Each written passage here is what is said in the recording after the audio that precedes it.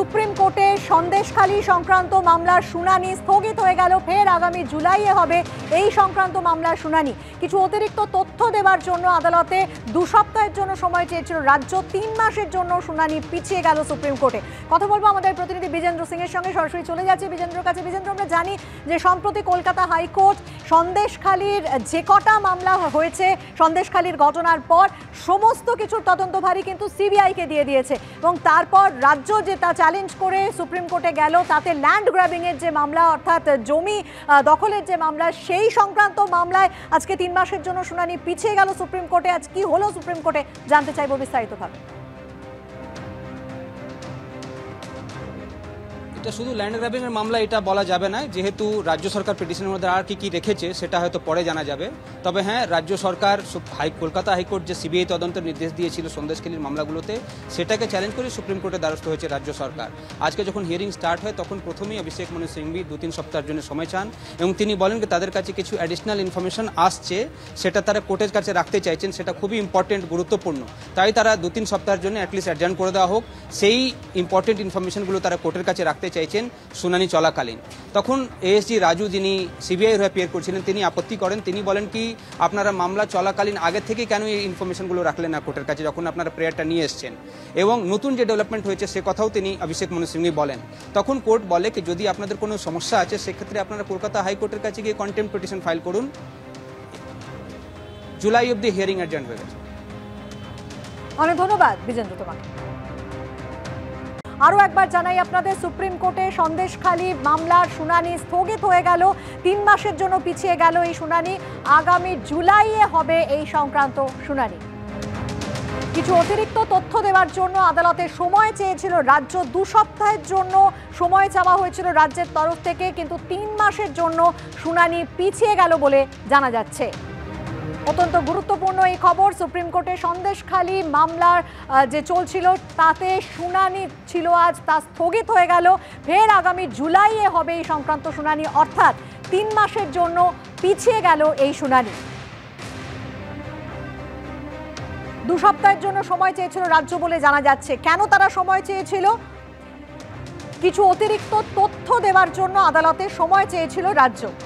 2 সপ্তাহের জন্য সময় চেয়েছিল রাজ্য, কিন্তু 3 মাসের জন্য শুনানি পিছিয়ে গেল।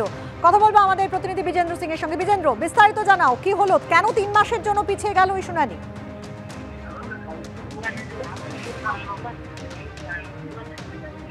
বিজেন্দ্র, শুনতে পাচ্ছ?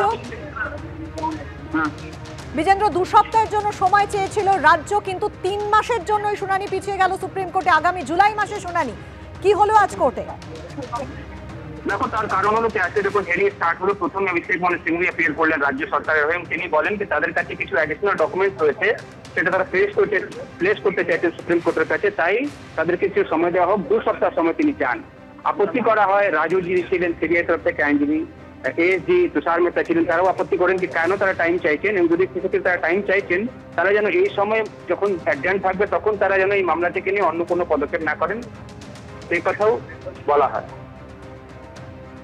একেবারে বিজেন্দ্র, তুমি আমাদের সঙ্গে থাকো। আরও একবার জানিয়ে দিই, সুপ্রিম কোর্টে সন্দেশখালী সংক্রান্ত মামলার শুনানি ছিল, তা স্থগিত হয়ে গেল। আগামী জুলাইয়ে হবে এই সংক্রান্ত শুনানি।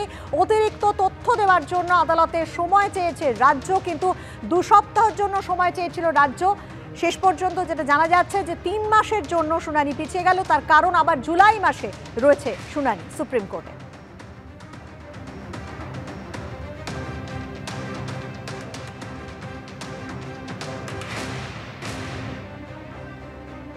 আগামী জুলাইয়ে হবে এই সংক্রান্ত মামলার শুনানি। কিছু অতিরিক্ত তথ্য দেওয়ার জন্য আদালতে সময় রাজ্যের তরফ থেকে চাওয়া হয়।